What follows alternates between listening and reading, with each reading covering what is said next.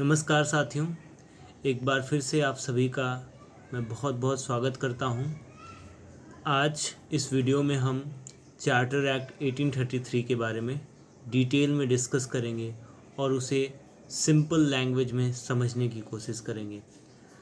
दोस्तों, इस एक्ट की इम्पोर्टेंस इस बात से लगाई जा सकती है कि ये एक तरह से जो ब्रिटिश गवर्नमेंट ने सेंट्रलाइजेशन की शुरुआत की थी रेगुलेटिंग एक्ट में, जैसा हमने देखा था कि रेगुलेटिंग एक्ट में इन्होंने सेंट्रलाइजेशन का फाउंडेशन रखा था। What does it means? इसका मतलब ये है कि जैसा कि हमने देखा था रेगुलेटिंग एक्ट में कि 3 प्रेसिडेंसीज थी, Bombay presidency, Madras presidency, Bengal presidency. तो इन्होंने बंगाल प्रेसिडेंसी को एक तरह से एज दिया, मतलब ब्रिटिश गवर्नमेंट ने अपने एक्ट रेगुलेटिंग एक्ट 1773 में बंगाल प्रेसिडेंसी को एज दे करके जो गवर्नर ऑफ बंगाल था उसे गवर्नर जनरल ऑफ बंगाल बना दिया। और उसके पहले गवर्नर जनरल ऑफ बंगाल आपको पता है, लॉर्ड वारेन हास्टिंग। ये हमने रेगुलेटिंग एक्ट में देखा था।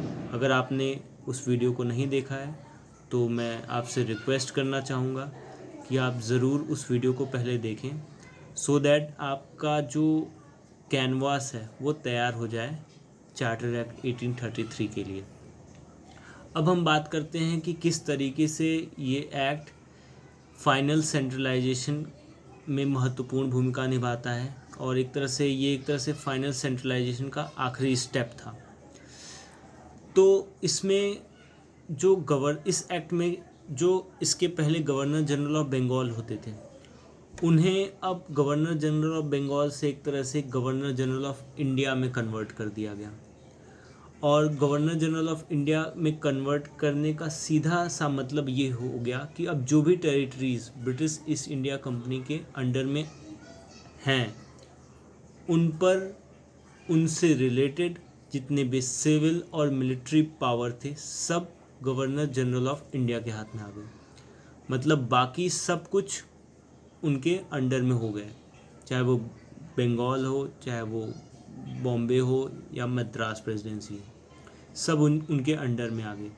और इस एक्ट ने एक तरह से गवर्नमेंट ऑफ इंडिया को पहली बार क्रिएट कर दिया, जिनकी authority entire territory of British controlled territory in India में हो गई। मतलब जो भी ब्रिटिश ईस्ट इंडिया कंपनी के अंडर में टेरिटरी थी, उस पर उस इंटायर टेरिटरी का कंट्रोल एक तरह से गवर्नर जनरल ऑफ इंडिया के हाथ में आ गया।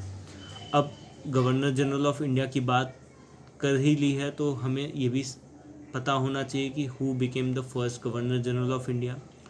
सो Lord William Bentinck became the first governor general of India. तो अब हम बात करते हैं, जैसे ही अब ये Lord William Bentinck first governor general of India बन गए, या गवर्नर जनरल ऑफ इंडिया की पोस्ट जो क्रिएट हुई एक तरह से, तो उसने क्या किया कि बॉम्बे और मद्रास प्रेसिडेंसी की जितनी भी लेजिस्लेटिव पावर थी, मतलब कानून बनाने की जो भी शक्तियाँ थी, विधायिका की जो शक्तियाँ थी, वो सब छीन ली। और एक तरह से आप कह सकते हैं कि exclusive legislative power governor general of India के हाथ में, ऑब्वियस सी बात है, पहले ही आ चुकी थी।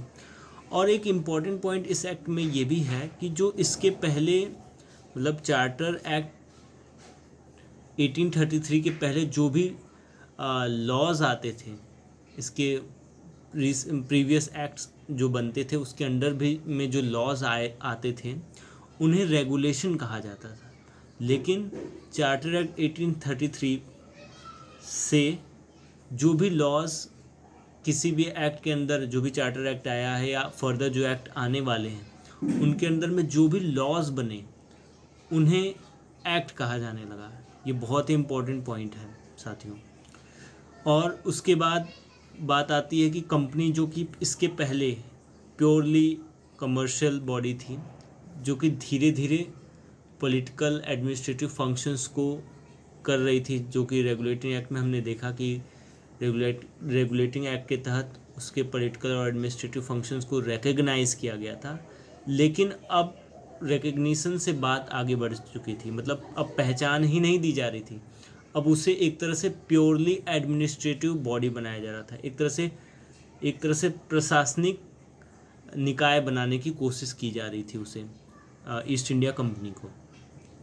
और इसमें एक इम्पॉर्टेंट बात आती है सामने कि जो भी territories British east India company के अंडर में थी वो अब ब्रिटिश गवर्नमेंट पूरी तरह से होल्ड करने लगी थी, जो कि हमने पिट्स इंडिया एक्ट में देखा था कि कैसे उन्होंने उसको अपनी property British possessions in India करके उसको मेंशन किया था पिट्स इंडिया एक्ट में। तो अब ब्रिटिश गवर्नमेंट ने इंटायर टेरिटरी को खुद होल्ड करके रखा था in the name of his majesty, जो वहाँ के किंग थे। मतलब वहाँ पे भी जैसे हमारे नॉमिनल हेड हैं, हमारे इंडिया में प्रेसिडेंट होते हैं, उसी तरह से वहाँ पे नॉमिनल हेड वहाँ के किंग होते हैं।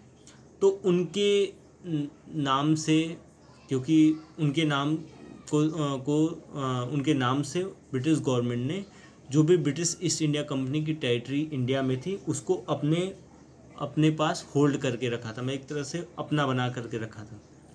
और इस एक्ट की एक और ख़ास बात ये मैं बताना चाहूँगा कि इसमें ओपन कंपटीशन फॉर सिलेक्शन की बात हुई। चार्टर एक्ट 1833 ने एक प्रयास किया था कि एक ओपन कंपटीशन फॉर सिलेक्शन हो, मतलब जो भी ऑफ सिविल सर्वेंट की बात जो है, जो भी सिविल सर्विसेज से रिलेटेड एग्जामिनेशन होते हैं उसे ओपन कर दिया जाए for all including Indians as well.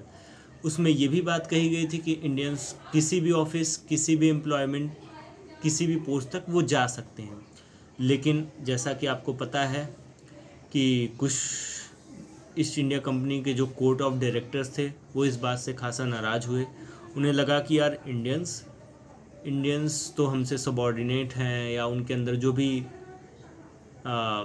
Indians को लेकर के जो भी उनकी अंदर प्रेजुडिसेस थी उसको ध्यान में रखते हुए या अपनी डोमिनेंस को बरकरार रखने के लिए उन्होंने इस बात का बहुत विरोध किया, और जिसके बाद अंत में जाकर के इस open competition for civil services को हटा लिया गया, जो कि फिर बाद में लाया गया। तो साथियों, इस वीडियो में इतना ही। इस एक्ट में जो भी इम्पोर्टेंट पॉइंट्स थे मैंने आपको एक्सप्लेन कर दिया। अगर आपके मन में इस एक्ट से रिलेटेड कोई भी डाउट्स हैं, कोई भी क्वेरीज़ हैं, तो आप ज़रूर कमेंट सेक्शन में पूछिए। और आपके माइंड में कुछ भी सजेशंस हैं वीडियोस को लेकर के, इनके पढ़ाने के तरीके को लेकर के, कोई भी सजेशन हो, कोई भी फीडबैक हो, आप उसे ज़रूर कमेंट सेक्शन में मेंशन कीजिए। हम उसे ज़रूर ध्यान में रखते हुए आगे आने वाली वीडियोस में इम्प्रूव करने की कोशिश करेंगे। तब तक के लिए thank you and keep supporting this channel and like, share and subscribe this channel. Thank you so much and happy Diwali.